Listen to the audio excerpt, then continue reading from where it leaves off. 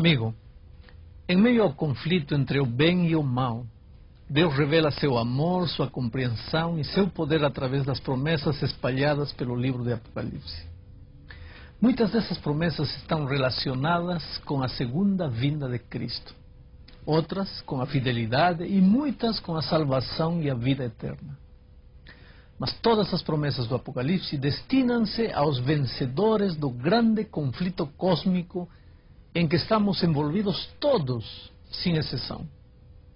Os vencedores são aqueles que alcançam a vitória contra o mal.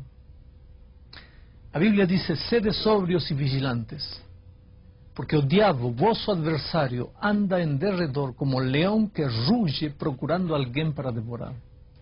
Resisti-lhe firmes na fé, certos de que sofrimentos iguais aos vossos estão se cumprindo na vossa irmandade espalhada pelo mundo. Isso diz São Pedro em 1 de Pedro 5:8. Todo aquele que pratica o pecado, diz a Escritura, também transgrede a lei, porque o pecado é a transgressão da lei. Em outras palavras, pecar é desobedecer à lei de Deus. E desobedecer à lei de Deus porque, em primeiro lugar, o ser humano se afastou de Deus. Um homem longe de Deus só pode viver dando rédea solta a seus instintos. E viver segundo os instintos só vai pisar e transgredir os eternos princípios da lei de Deus. Mas a inclinação da carne é inimizade contra Deus, diz a Bíblia, pois não é sujeita à lei de Deus, nem em verdade pode ser.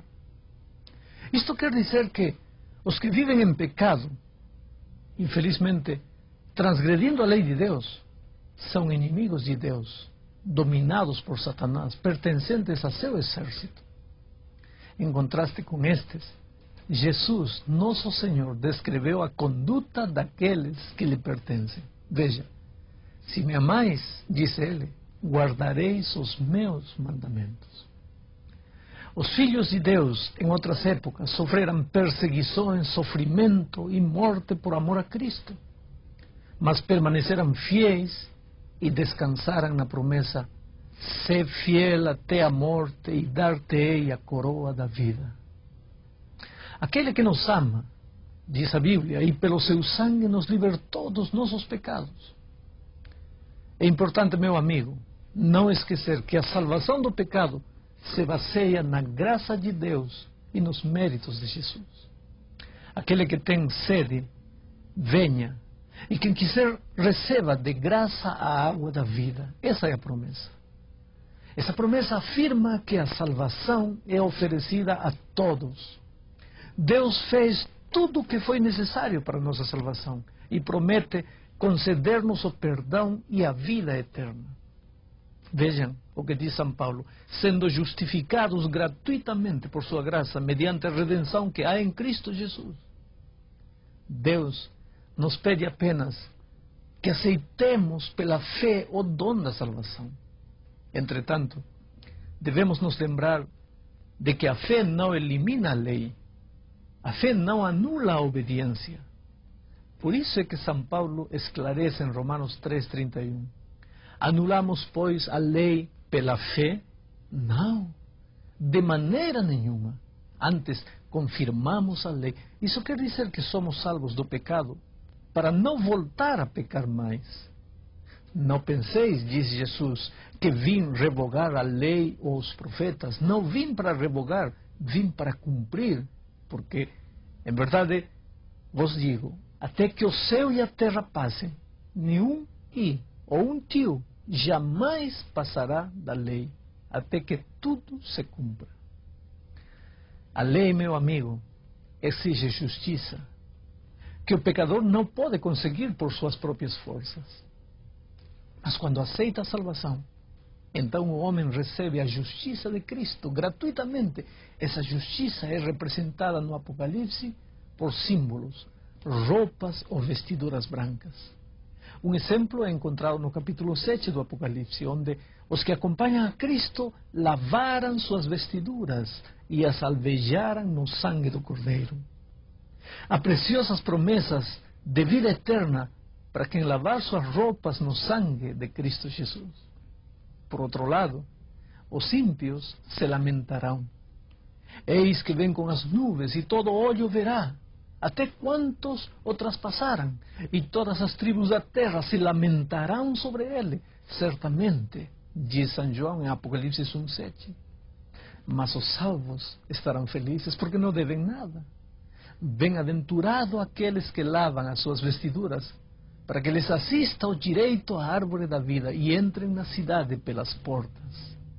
Então o Senhor nos levará para a casa do Pai e dirá: vinde, benditos de meu Pai, entrai na posse do reino que vos está preparado desde a fundação do mundo. Naquele dia, poderemos caminhar sobre as ruas de ouro da cidade de Deus. Lá não mais haverá morte. Por isso é que se promete aos vencedores: sê fiel até a morte, e dar-te-ei a coroa da vida. Quem tem ouvidos, ouça o que o Espírito diz às igrejas. O vencedor de nenhum modo sofrerá dano da segunda morte. Ao vencedor, dar-lhe-ei que se alimente da árvore da vida que se encontra no paraíso de Deus. Eu, a quem tem sede, darei de graça da fonte da água da vida. Estas são promessas de Deus para a felicidade eterna de seus filhos. Em nosso próximo encontro, estudaremos interessantes profecias dos 7 selos do Apocalipse, com seus 4 cavalos e outros tantos cavaleiros. Esse estudo nos fará entender melhor o plano de Deus para conosco. Aquele que tem sede, venha, e quem quiser receba de graça a água da vida. Amigo querido, ao terminar esta lição, é importante que você coloque na sua mente que guardar a lei de Deus por suas próprias forças é literalmente impossível. Há 2 grandes perigos com relação ao Evangelho e à lei. O primeiro perigo é pensar: tenho que guardar a lei para salvar-me e para poder entrar na cidade de Deus. Isso está errado. Para salvar-se e para entrar na cidade de Deus, você precisa viver com Jesus uma vida de comunhão. Nada mais. Agora, o outro perigo é: eu fui salvo em Cristo e posso viver a vida que eu quero sem obedecer à lei. Esse é um outro perigo. Mas no tema de hoje entendemos que é preciso confiar em Cristo para a salvação, mas como resultado dessa experiência é preciso cumprir e andar nos mandamentos de Deus. Que Deus o abençoe.